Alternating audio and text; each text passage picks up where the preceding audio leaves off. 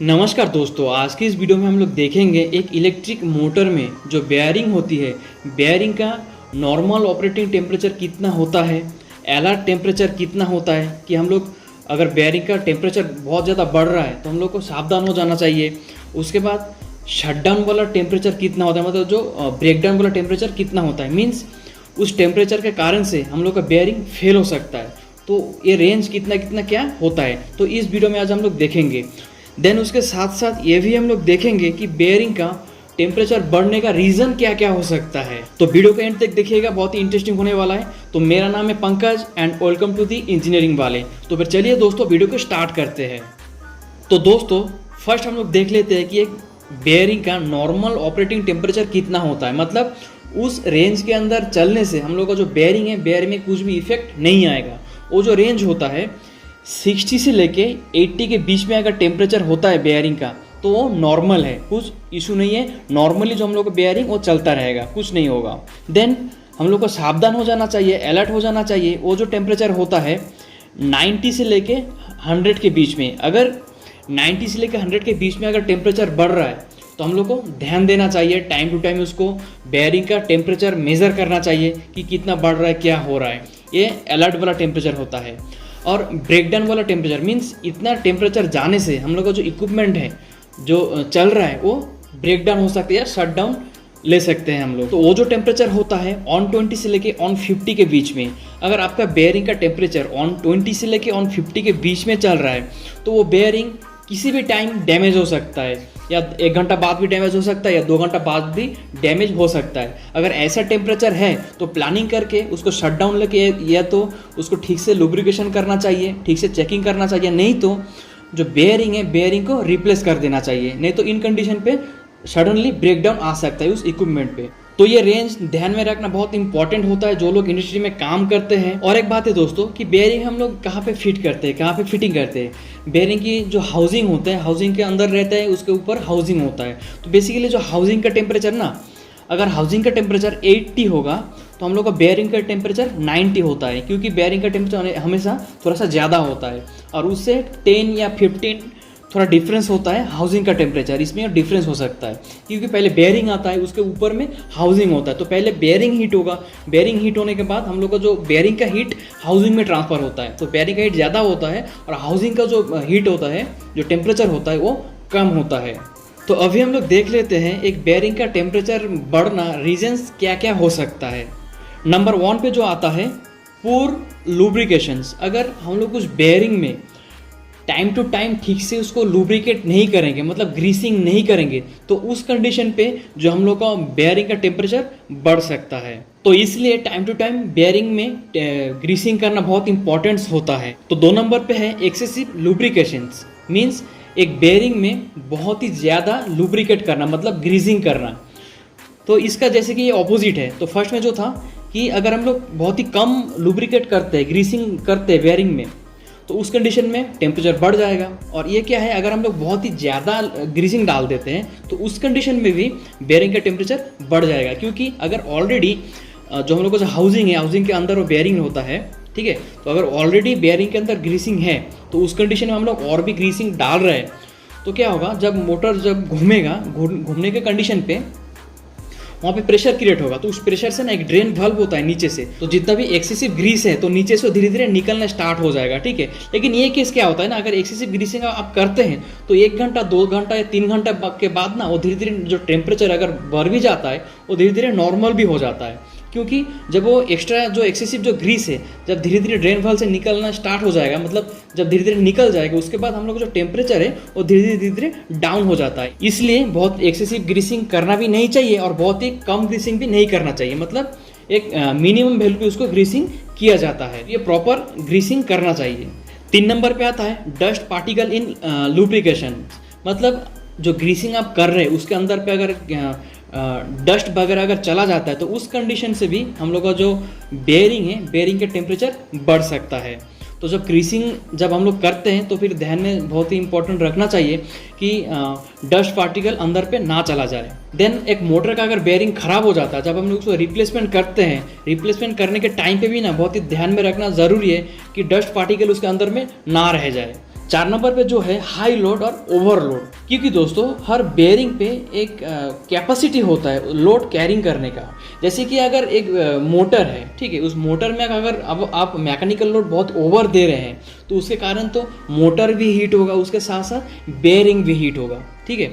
तो ये ध्यान में रखना ज़रूरी है कि ज़्यादा ओवरलोड उसमें नहीं देना चाहिए। हर बेयरिंग का कैपेसिटी होता है, मोटर का भी कैपेसिटी होता है, तो हेवी लोड नहीं करना चाहिए। 5 नंबर पे जो है हाई स्पीड या ओवर स्पीड कि बेयरिंग में ना एक डिफरेंस होता है, एक हाई स्पीड वाला बेयरिंग होता है और एक लो स्पीड वाला बेयरिंग होता है। जैसे कि हम लोग मोटर का भी डिफरेंट स्पीड होता है, एक हाई स्पीड वाला मोटर होता है और एक लो स्पीड वाला मोटर होता है।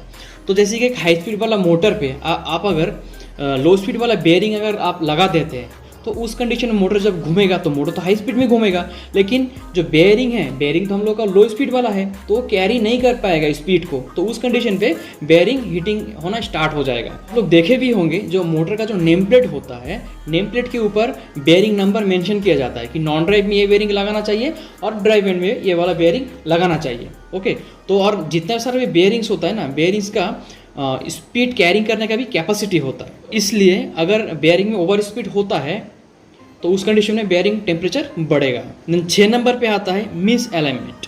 अगर आप एक मोटर में अगर देखिए मोटर पार्ट्स होता है और एक हम लोग का मैकेनिकल पार्ट्स होता है, उसके अंदर पे अगर मिस अलाइनमेंट हो रहा है या मोटर में भी मिस अलाइनमेंट हुआ है तो उस कंडीशन पे भी हम लोगों का बेयरिंग का जो टेम्परेचर है वो धीरे धीरे राइज होगा। 7 नंबर पे आता है लूजनेस और इम्प्रॉपर फिटिंग्स।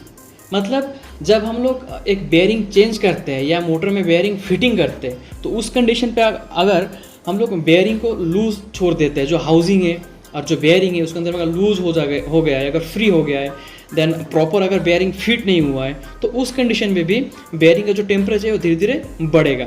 तो जब हम लोग बेयरिंग लगाते हैं तो प्रॉपर फिट करना चाहिए, प्रॉपर टाइट उसको करना चाहिए। तो 8 नंबर पे आता है अनबैलेंस वोल्टेज। अगर एक मोटर जो 415 वोल्टेज बेसिकली जो एलटी मोटर्स होता है उसमें अगर हम लोग बहुत ही कम वोल्टेज देते हैं तो उस कंडीशन पे भी जो बेयरिंग है वो हीट होगा। कैसे होगा देखिए, हम लोग तो वाइंडिंग में वोल्टेज देंगे, तो वाइंडिंग में अगर अनबैलेंस वोल्टेज जा रहा है तो उस कंडीशन में हम लोग का वाइंडिंग टेम्परेचर बढ़ेगा। वाइंडिंग टेम्परेचर बढ़ने से मोटर का जो बॉडी है, बॉडी का टेम्परेचर बढ़ेगा और बॉडी के साथ हाउसिंग होता है, हाउसिंग के अंदर में हम लोग का बेयरिंग होता है, तो हाउसिंग के साथ तो अटैच्ड होता है। तो बॉडी का टेम्परेचर बढ़ने से हाउसिंग का टेम्परेचर बढ़ेगा, हाउसिंग का टेम्परेचर बढ़ने से जो बेयरिंग का टेम्परेचर वो भी कुछ ना कुछ इंक्रीज हो जाएगा।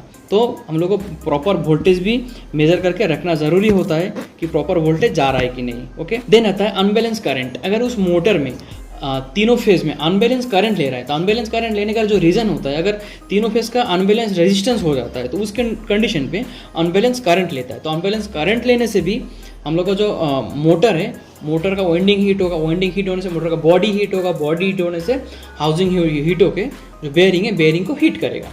तो करंट भी हम लोग मेज़र करते हैं कि उसमें बैलेंस करंट ले रहा है कि नहीं।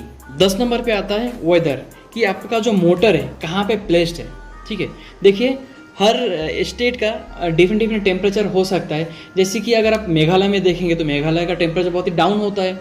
आप अगर अदर स्टेट में देखेंगे, थोड़ा सिटी वगैरह के आसपास देखेंगे, वहाँ पे बहुत टेम्परेचर ज़्यादा होता है। तो वेदर के वजह से भी मोटर में हीटिंग हो सकता है, मोटर का बेयरिंग में भी हीट हो सकता है।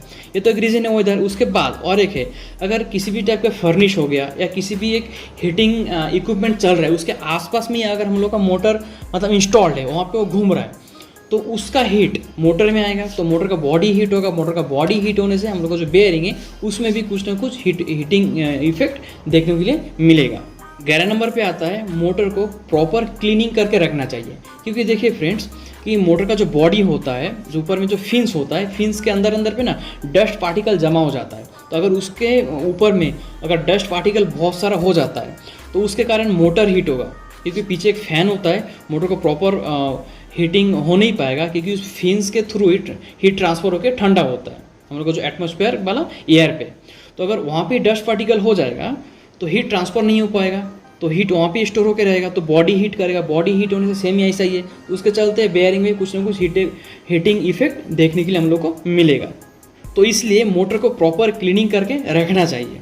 12 नंबर पे आता है अगर मोटर में वाइब्रेशन है। अगर वाइब्रेशन कैसे होगा, अगर मिस अलाइनमेंट होगा, उसका बेस लूज होगा तो उसके चलते हम लोग का वाइब्रेशन होगा। वाइब्रेशन होते ही जो मोटर का जो बेयरिंग है उसमें भी कुछ ना कुछ हीटिंग इफेक्ट देखने के लिए हमको मिलता है। तो इसलिए प्रॉपर एलिमेंट होना चाहिए एक मोटर का। 13 नंबर पे आता है मोटर का कूलिंग फैन। देखिए फ्रेंड्स, जो मोटर का पीछे में कूलिंग फैन होता है, कभी कभी क्या होता है ना, बहुत ओवर हीटिंग की वजह से ना जो कूलिंग फैन होता है ना, पिघल के मेल्टिंग होकर ना ख़राब हो जाता है। तो हम लोग को जब फील्ड में राउंड मारने जाते हैं तब हम लोग को देखना चाहिए कि पीछे वाला जो फ़ैन है ठीक ठाक चल रहा है कि नहीं, वो तो डैमेज तो नहीं हो गया है, क्योंकि उसके कारण मोटर को कूल किया जाता है।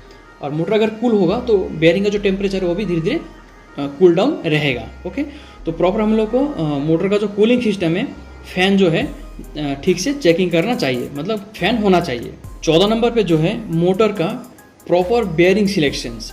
अगर एक मोटर है, मोटर का आप अगर प्रॉपर बेयरिंग सिलेक्शंस नहीं करते, जैसे कि हर मोटर का नेम प्लेट के ऊपर बेयरिंग मेंशन किया जाता है, ड्राइव एंड के लिए, नॉन ड्राइव एंड के लिए, जो जितना वहाँ पे मेंशन किया जा रहा है, अगर उसके चलते आप दूसरा कोई बेयरिंग आप वहाँ पे यूज़ कर रहे हैं तो उसके चलते भी जो बेयरिंग है, बेयरिंग में प्रॉब्लम होगा, बेयरिंग में हीटिंग इशू देखा जाएगा। ठीक है, मान लेते हैं एक हाई स्पीड मोटर है, तो हाई स्पीड मोटर के लिए हम लोग हाई स्पीड वाला बेयरिंग लगाते हैं, तो वहाँ पे आप अगर लो स्पीड वाला बेयरिंग लगा देंगे तो वो फिर घूमेगा, मोटर तो हाई स्पीड पे घूमेगा, तो उसके चलते बेयरिंग में भी हीटिंग देखा जाता है। तो इसलिए प्रॉपर बेयरिंग सिलेक्शंस भी करना चाहिए।